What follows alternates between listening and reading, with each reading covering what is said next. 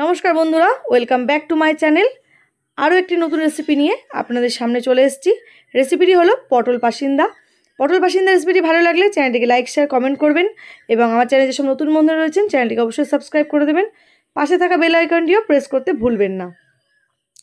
এখানে দেখুন আমি পটল নিয়েছি 6টা।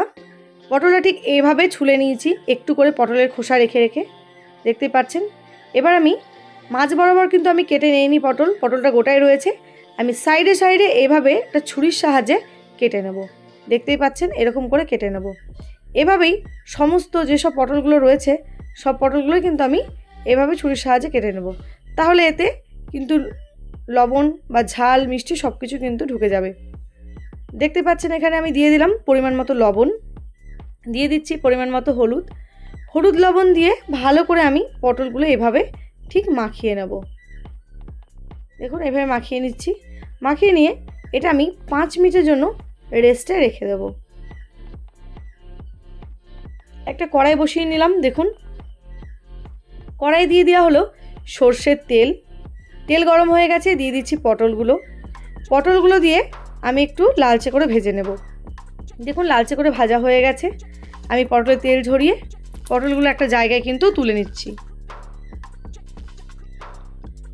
সমস্ত পটলগুলো কিন্তু আমি তুলে নিলাম। এবার ওই তেলেই ফোড়নে দিলাম একটা শুকনো লঙ্কা ফাটিয়ে, দিয়ে দিচ্ছি এখানে দারচিনি, 3টে লবঙ্গ, 2টো ছোটো এলাচ দিয়ে তারপরে আমি দিয়ে দিলাম এখানে পেঁয়াজ কুচনো। এখানে আমি 3টে ছোটো সাইজের পেঁয়াজ নিয়েছি, সেটা আমি কুচিয়ে দিয়ে দিয়েছি। এবার খানিকক্ষণ ভেজে নিলাম। দিয়ে দিলাম এখানে পরিমাণ মতো লবণ, দিয়ে দিচ্ছি সামান্য পরিমাণ হলুদ গুঁড়ো। তারপরেও আমি ভালো করে এটাকে নাড়াচাড়া করে নেব। এবারে আমি এখানে দিয়ে দেব রসুন বাটাটা আমি ছোটো চামচের 3 চামচ মতো রসুন বাটা নিয়েছি, সেই রসুন বাটাটাও আমি দিয়ে দিলাম। রসুন বাটা দিয়ে পেঁয়াজের সঙ্গে মিশিয়ে কিছুক্ষণ সময় ধরে আমি এটা ভেজে নেব। রসুন বাটাটা ভেজে নিলে কিন্তু রান্নার স্বাদ কিন্তু দারুণ হয়। দিয়ে দিচ্ছি এখানে 1.5 চামচ মতো আদা বাটা, দিয়ে দিলাম 2 চামচ মতো জিরে বাটা। দেওয়ার পরে ভালো করে এভাবে মিশিয়ে নিচ্ছি পেঁয়াজ রসুনের সঙ্গে, দেখতেই পাচ্ছেন এইভাবে মিশিয়ে নিচ্ছি। দিয়ে দেবো কালারের জন্য এখানে কাশ্মীরি রেড চিলি পাউডার। এটা কিন্তু দেওয়ার ফলে কালারটা কিন্তু খুব ভালো আসে, সেই কারণেই আমি কাশ্মীরি রেড চিলি পাউডার ব্যবহার করছি। মশলা থেকে দেখুন অনেকটা তেল ছেড়ে আসছে। দিয়ে দিচ্ছি একটা টমেটো বাটা দিয়েও কিছুক্ষণ সময় ধরে মশলাটাকে কষিয়ে নিতে হবে। মশলা যখন শুকিয়ে আসবে তখন কিন্তু মশলাটা একদম কষা হয়ে যাবে। দেখুন মশলা কিন্তু কষানো হয়ে গেছে। এবার আমি যে পটলটা আমি ভেজে রেখেছি সেটা দিয়ে দেবো। তার আগে আমি দিয়ে দিচ্ছি 1 চামচ মতো ঘিটা কিন্তু রান্নার শেষেও আপনারা দিতে পারেন, কিন্তু আমি রান্নার মাঝখানেই এই ঘিটার ব্যবহার করছি, তাহলে রান্নার ফ্লেভারটা কিন্তু একটু অন্য ধরনের হয়। তো দেওয়ার পরে আমি ভালো করে নাড়াচাড়া করে নিলাম। দেখুন ভেজে রাখা পটলগুলো এবার একে একে এই মশলার মধ্যে আমি দিয়ে দিচ্ছি। মশলার মধ্যে ভেজে রাখা পটলগুলো আমি দিয়ে দিলাম। দেওয়ার পরে মশলার সঙ্গে প্রায় 1.5 মিনিট কি 2 মিনিট মতো আমি এটা কষিয়ে নেব। দেখুন কষিয়ে নিচ্ছি।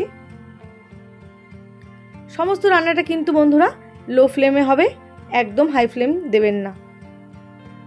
দিয়ে দিলাম পরিমাণ মতো জলটা দেওয়ার পরে দেখুন আমার গ্রেভিটা কিন্তু এখনও বেশ অনেকটা ঘন রয়েছে, সেই জন্য আমি আরও সামান্য একটু জল ব্যবহার করব, কারণ এটা কিছুক্ষণ ধরে ফোটাতে হবে। তো আমি দেখুন জল দিয়ে দিলাম, আরও একটু সামান্য জল দিয়ে দিচ্ছি। এবারে আমি এটা একটা ঢাকনা চাপা দিয়ে 5 থেকে 7 মিনিট মতো লো ফ্লেমে ফুটিয়ে নেব। দিয়ে দিচ্ছি এখানে কাজু বাদাম, এখানে 8টা কাজু বাদাম রয়েছে, আর নিয়ে নিচ্ছি দুধ। এই মিক্সিং জারে এটা সম্পূর্ণ পেস্ট করে নেব। দেখুন ঢাকনা তুলে নিয়েছি।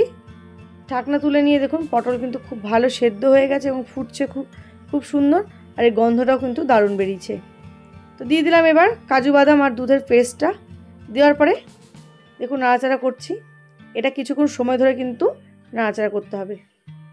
তো বন্ধুরা এই রেসিপির সমস্ত উপকরণগুলি আপনার ডেসক্রিপশন বক্সের লিঙ্কে দেওয়া রয়েছে, আপনারা দেখতে পারেন।